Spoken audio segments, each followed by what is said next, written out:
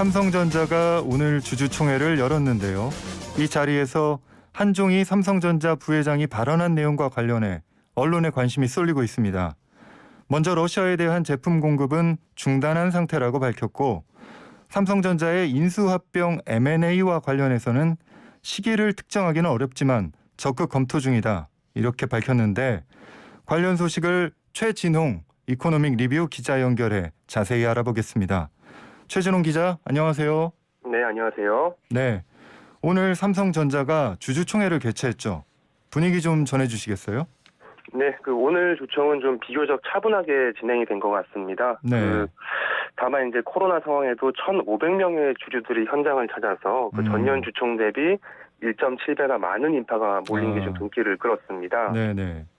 네, 최근 삼성전자를 둘러싼 논란들이 좀 있어서 분위기 자체가 마냥 좋았다고는 볼 수 없을 것 같고요. 네.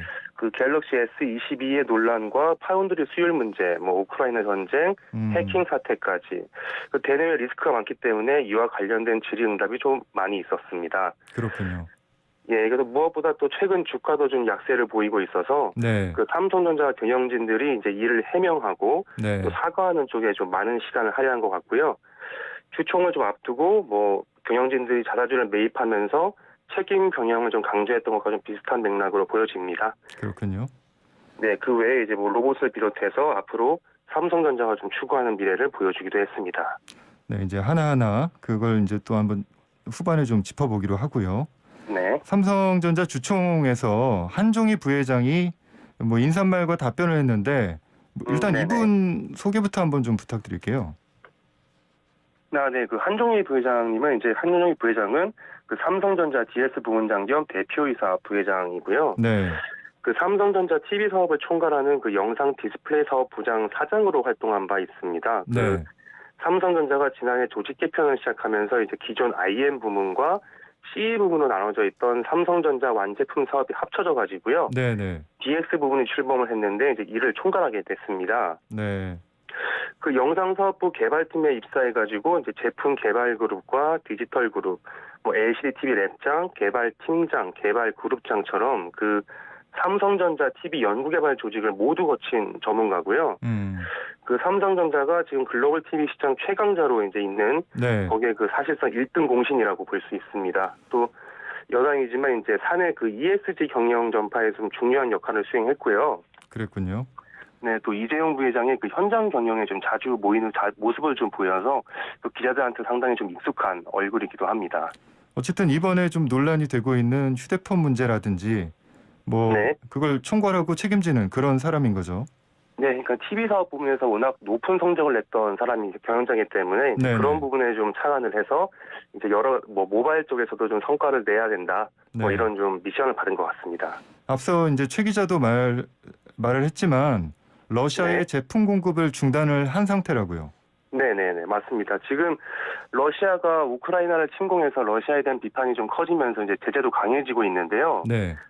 사실 이제 애플이나 테슬라 같은 민간 기업들은 이제 러시아 시장에서 철수하는 등 제재 행렬에 동참을 하고 있습니다. 여기에 발맞춰서 이제 삼성전자도 러시아에 대한 제품 공급을 중단했다고 이제 오늘 네. 한종희 부회장이 주총에서 얘기를 했는데, 네네. 예, 사실 미하일 페도로프 우크라이나 부총리 겸 디지털 혁신부 장관이 네. 지난 4일 이제 한종희 부회장한테 공개 서한을 통해서요. 네. 러시아에 대한 제품 판매를 좀 중단해달라고 요청한 적이 있었습니다. 그랬군요. 네, 그리고 이제 이번 주총을 통해서 삼성전자가 러시아에 대한 제품 판매를 중단한 것으로 최종 확인이 됐고요. 네. 또 삼성전자는 이제 인도적 차원에서 우크라이나에 이제 600만 달러를 지원했다. 이런 사실도 좀 밝혔습니다. 다만 이제 러시아 시장 철수 계획에 대해서는 상황을 예의주시하고 있다. 이러면서 좀 다양한 가능성을 열어놨습니다. 공급은 중단을 했지만 철수까지는 아니다. 이제 이런 얘기고요. 네, 컨티넌시 플랜을 이제 마련한 상태다. 이렇게만 가름했습니다. 또 하나 이제 관심이 가는 게 삼성전자가 M&A를 얘기했단 말이에요. 네, 맞습니다. 그동안 M&A 이제 여러 기업에 대해서 그런 설들은 계속 나오고 있었죠. 네, 사실 주총장에서 이제 한 부회장의 주주 가치를 위해서 이제 네. 사업 영역과 규모 제한 없이 네. AI와 전장 등 다양한 인수합병을 고려하고 있다. 이렇게 얘기를 했는데요. 사실 삼성전자는 이제 실적 발표, 컨퍼런스 콜 등 몇 번의 기회를 통해서 이제 꾸준히 그 인수합병 의사를 밝힌 바 있습니다. 네. 근데 이번 주총에서 나온 이야기는 이제 비슷한 맥락의 원론적인 이야기가 아니었나 이제 이렇게 판단이 되고요. 네. 다만 이제 삼성전자가 인수합병에 꾸준히 관심을 두고 있는 것은 사실이기 때문에 네. 조만간 어떤 방식으로든 액션 플랜이 나오지 않을까 이런 평가가 중론입니다. 그동안 어떤 기업들이 좀 거론이 됐었죠? 여러 가지 기업들이 좀 거론이 됐는데요. 네. 아무래도 이제 반도체 영역에서 인수합병이 있지 않을까라는 말이 많이 나왔었습니다. 예, 그 팬데믹 이후에 이제 각국 정부가 반도체를 일종의 전략 자산으로 삼고 있거든요. 네.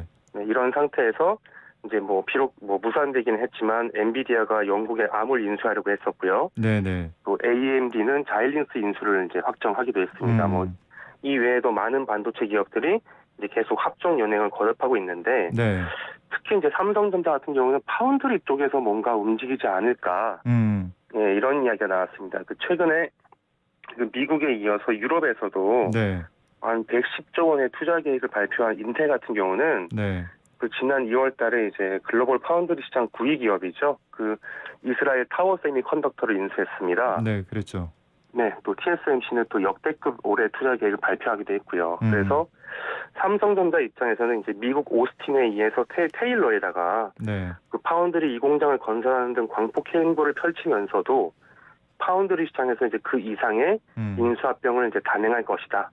이런 전망들이 나오고 있습니다. 네. 근데 다만 이제 주총장에서 이제 영역과 규모의 제한이 없는 인수합병을 고려한다고 얘기했기 때문에 네. 일각에서는 이제 반도체와 같은 하드웨어가 아니라 소프트웨어 기업 인수, 특히 이제 AI 쪽 기업을 인수하지 않을까 이런 말도 나오고요. 네. 지금 가능성은 이제 조금 낮아지긴 했지만 차량용 반도체 기업에 대한 인수합병 여지도 아직은 있다고 볼 수 있습니다. 몇 달 전에 그 차량용 반도체 기업 인수할 수 있다는 얘기가 계속 나왔었죠. 예, NXP를 비롯해서 몇몇 기업들이 좀 물망이 올랐었는데 네. 아직은 정해진 바 없습니다. 알겠습니다. 이 밖에 최근 논란이 됐던 게임 옵티마이징 서비스 GOS 사태에 대해서도 다시 한번 사과가 나왔죠. 어떻게 보셨나요? 네, 사실 지난번 임직원에 대한 사과는 사실 좀 법리적 문제까지 좀 고려한 판단이었다. 이렇게 좀 이야기들이 나오고 있고요. 네. 이제 오늘 주총장에서 나온 사과는 이제 주주들에 대한 사과이자 그래도 좀 진정성이 있는 메시지가 아니었나 이런 말들이 나옵니다. 특히 이제 임직원들에 대한 사과를 포함하면 이제 총 4번의 사과 메시지가 나온 셈이고요. 네. 사실 그 이번 GOS 사태의 근본은 이제 칩의 설계 또 파운드리의 수율의 문제일 수 있겠지만 네. 그보다는 이제 예전부터 사실은 이제 이 논란의 불씨가 있었거든요. 그렇죠. 네, 그런 상태에서 이제 삼성전자의 소통 프로토콜에 좀 문제가 있는 거 아닌가 네. 이런 이야기들이 많이 나왔었습니다. 그렇기 때문에 이제 이번 주총에서의 사과 메시지는 좀 적절했다라는 평가가 나오지만 네. 다만 적절했다는 것과 실제 그 받아들이는 분들의 체감은 좀 다를 수밖에 없고요. 네. 또 주총 현장에는 이제 또 분노한 고객들이 트럭 시위까지 벌였습니다. 오늘. 시위도 있었군요. 네, 그래서 이런 것들이 이제 삼성전자가 좀 앞으로 좀 꼭 풀어야 할 그런 숙제들이 아닌가 이렇게 생각이 됩니다. 오늘 메시지만 봐도 네네. 여러 차례 사과가 나오는데 삼성이 정확하게 본인들이 어떤 잘못을 했다 이런 내용은 없어요.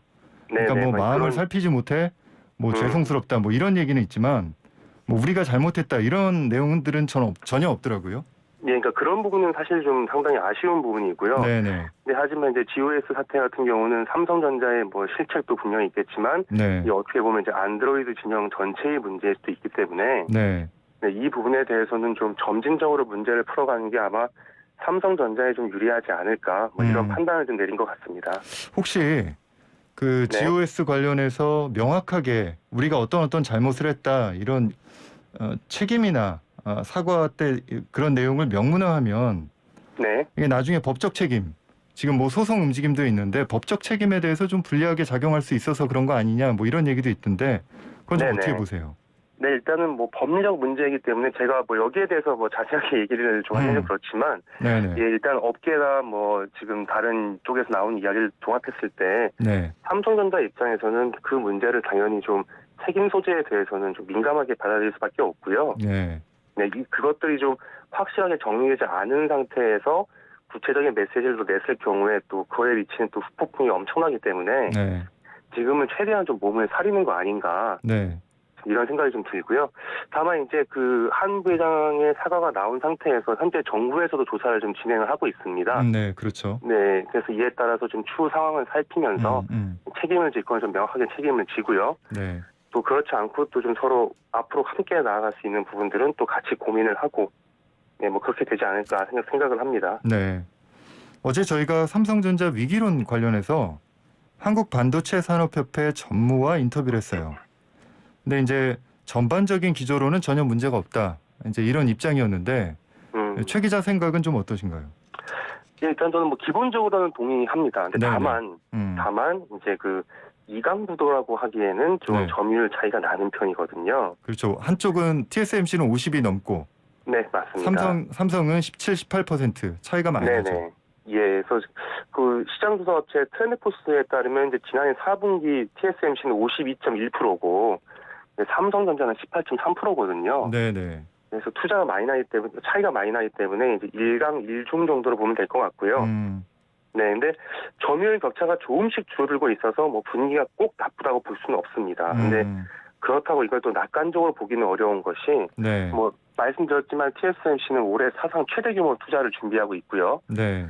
또 이제 미중 패권 전쟁 흐름에서 이제 한때 협력하던 중국의 손을 뿌리치고 그 미국의 손을 잡고 이제 그 과정에서 과실을 가져가는 아주 영악한 모습도 보여주고 있습니다. 네. 또 인텔은 또 뭐 더 이상 말이 필요 없을 정도로 엄청난 투자를 좀 진행을 하고 있고요. 네네.